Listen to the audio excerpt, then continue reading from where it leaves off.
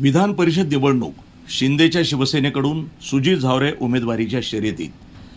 राज्यामध्ये विधान परिषदेच्या जागांसाठी निवडणूक कार्यक्रम जाहीर झालाय, त्यामुळे राजकीय हालचालींना वेग आलाय. अहिल्यानगर जिल्ह्यातही स्थानिक स्वराज्य संस्था मतदारसंघातून एक सदस्य विधान परिषदेवर जाणार आहे. या जागेसाठी महायुतीमध्येच मोठी रस्सीखेच होण्याची शक्यता आहे. मागील 2 टर्म ही जागा एकत्रित राष्ट्रवादीचे दिवंगत आमदार अरुण काका जगताप यांनी जिंकली होती. त्यांच्या विरोधात एकत्रित शिवसेनेनं जागा लढवली होती. मधल्या काळात पुलाखालून बरंच पाणी वाहून गेलं.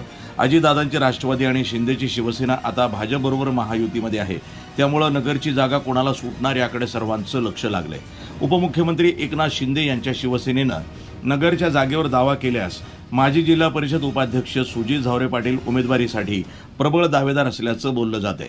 झावरे यांनी मागील विधानसभा निवडणुकीनंतर शिंदेच्या शिवसेनेमध्ये प्रवेश केला. नगरमधील सोयरे धायरे अर्थातच सोधा या राजकारणामध्ये झावरे पाटील यांचा गोतावळा हा मोठा आहे, त्यामुळे त्यांनी विधान परिषदेसाठी फिल्डिंग लावण्यास सुरुवात केली आहे. अजितदादांच्या राष्ट्रवादीकडून माजी आमदार चंद्रशेखर घुले पाटील हे इच्छुक आहेत. शरद पवारांच्या राष्ट्रवादीचे माजी आमदार प्राजक्त तनपुरे हे सुद्धा उमेदवारीच्या शर्यतीमध्ये आहे. त्यांनी राहुरीच्या पोटनिवडणुकीवेळी भाजप नेत्यांच्या विनंतीला मान देऊन आमदार अक्षय कर्डिले यांच्यासाठी माघार घेतली होती. तनपुरेंनी अधिकृतरित्या पक्ष सोडला नसला तरी कोपरगावचे आमदार विवेक कोल्हेप्रमाणेच भाजप तनपुरे यांचे राजकीय पुनर्वसन करेल अशी त्यांच्या समर्थकांना आशा आहे.